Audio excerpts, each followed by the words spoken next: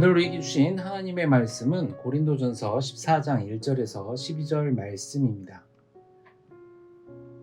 사랑을 추구하며 선량한 것들을 사모하되 특별히 예언을 하려고 하라. 방언을 말하는 자는 사람에게 하지 아니하고 하나님께 하나니 이는 알아듣는 자가 없고 영으로 비밀을 말함이라. 그러나 예언하는 자는 사람에게 말하여 덕을 세우며 권면하며 위로하는 것이요 방언을 말하는 자는 자기의 덕을 세우고 예언하는 자는 교회의 덕을 세우나니 나는 너희가 다 방언 말하기를 원하나 특별히 예언하기를 원하노라. 만일 방언을 말하는 자가 통역하여 교회의 덕을 세우지 아니하면 예언하는 자만 못하니라. 그런즉 형제들아 내가 너희에게 나아가서 방언으로 말하고 계시나 지식이나 예언이나 가르치는 것으로 말하지 아니하면 너희에게 무엇이 유익하리요.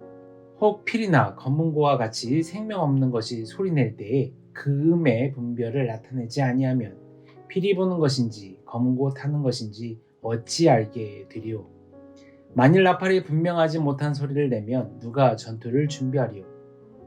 이와 같이 너희도 혀로서 알기 듣기 쉬운 말을 하지 아니하면 그 말하는 것을 어찌 알리요.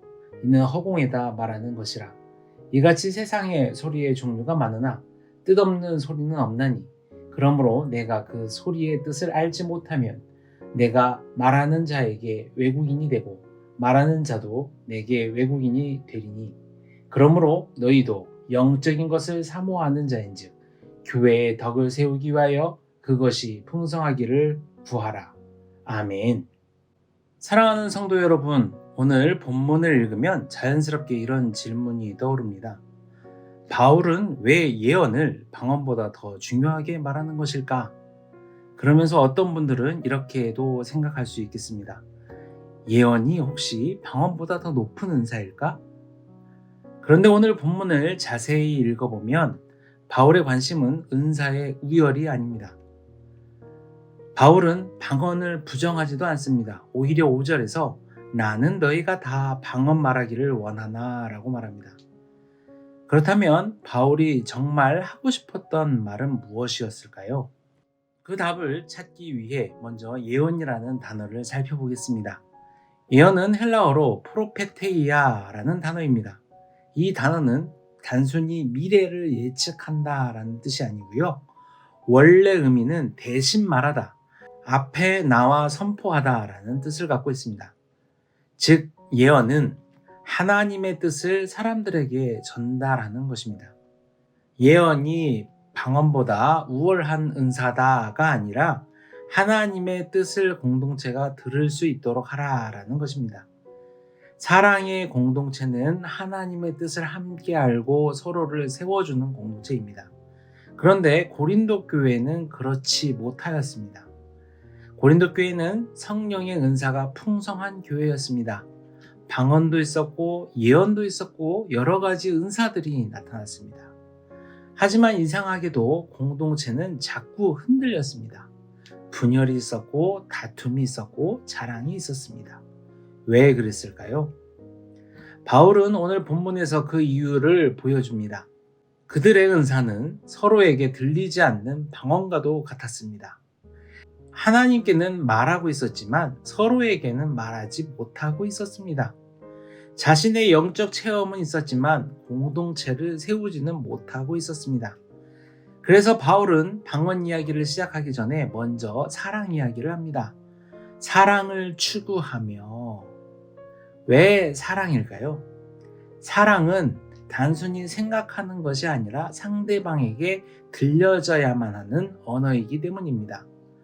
마음속에만 있는 사랑은 상대방이 알 수 없습니다. 아무리 사랑한다고 생각해도 표현되지 않으면 전달되지 않습니다. 부모의 사랑도 들려야 합니다. 배우자의 사랑도 들려야 합니다. 성도의 사랑도 들려야 합니다. 하나님을 향한 우리의 신앙도 마찬가지입니다.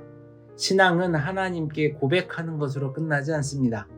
하나님께 받은 사랑이 공동체 안에 들려야 합니다. 그 사랑이 권면이 되고 격려가 되고 위로가 되어야 합니다. 그렇다면 어떻게 나의 사랑을 공동체에 들리게 있을 수 있게 할까요? 바울은 예언을 이야기합니다. 3절입니다. 그러나 예언하는 자는 사람에게 말하여 덕을 세우며 권면하며 위로하는 것이요. 아멘. 예언의 목적은 놀라운 정보를 알려주는 것이 아닙니다. 사람을 세우는 것이고 권면하는 것이고 위로하는 것입니다. 여기서 저는 창세기의 바벨탑 사건이 떠오릅니다. 사람들은 한 가지의 목표를 가지고 모였습니다. 하지만 서로의 말이 들려지지 않게 되자 더 이상 서로를 이해할 수 없게 되었습니다. 마음이 있어도 전달되지 않았습니다. 진심이 있어도 들리지 않았습니다. 소통이 끊어져 버렸습니다. 그런데 하나님께서는 공동체가 그런 모습이 되기를 원하지 않으십니다. 그래서 하나님께서는 자신의 뜻을 사람들에게 들려주십니다. 그리고 성령을 통해 우리도 하나님의 마음을 전달하는 사람이 되게 하십니다. 하나님을 사랑하는 사람은 결국 사람을 세우는 사람이 됩니다. 하나님께만 말하는 신앙에서 머무르지 않고 사람을 살리는 신앙으로 나아갑니다. 자기의 덕만 구하지 않고 교회의 덕을 구합니다. 그럴 때 우리는 하나님의 뜻을 전하는 사람이 됩니다. 그런데 왜 바울은 이렇게 알아들을 수 있는 말을 중요하게 여겼을까요? 바울은 피리와 검은고 그리고 나팔을 예로 듭니다. 악기가 소리를 내도 음이 분명하지 않으면 무슨 곡인지 알 수 없습니다. 나팔이 울려도 신호가 분명하지 않으면 군사는 움직일 수 없습니다. 말도 마찬가지입니다. 소리가 난다고 다 전달되는 것이 아닙니다. 의미가 전달되어야 합니다. 들려야 합니다. 이것이 하나님의 성품과도 연결됩니다. 하나님께서는 말씀으로 세상을 창조하셨습니다. 아브라함을 부르실 때도 말씀하셨고, 모세를 부르실 때도 말씀하셨고, 사무엘을 부르실 때도 말씀하셨습니다. 그리고 마침내 예수 그리스도를 보내셔서 우리에게 하나님의 마음을 들려주셨습니다.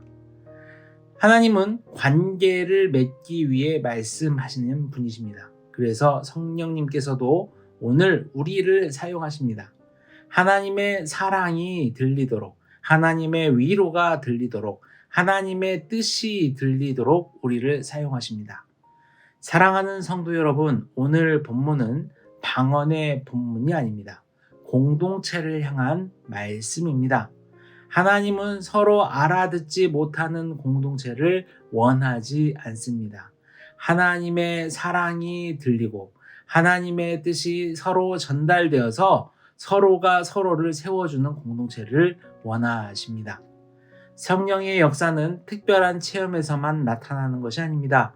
누군가를 살리는 한마디의 말, 누군가를 위로하는 한마디의 말, 누군가를 세우는 한마디의 말 속에서 나타나게 됩니다.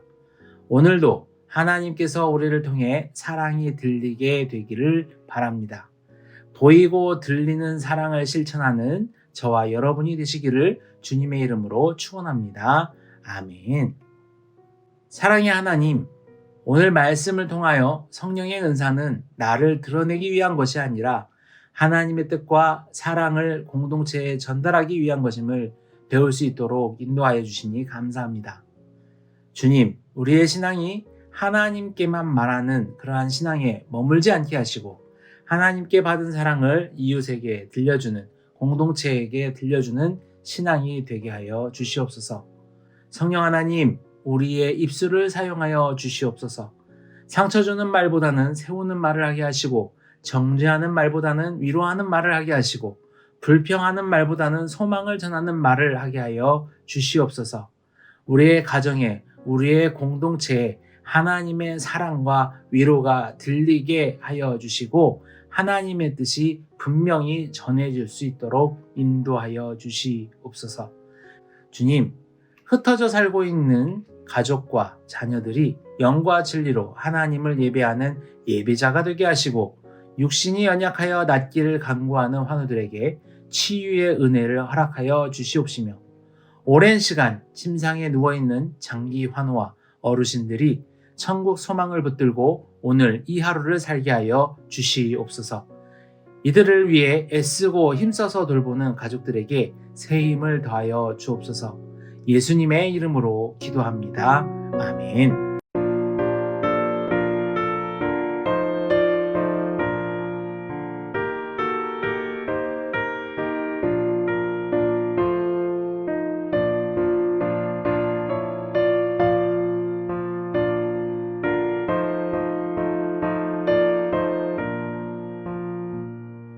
주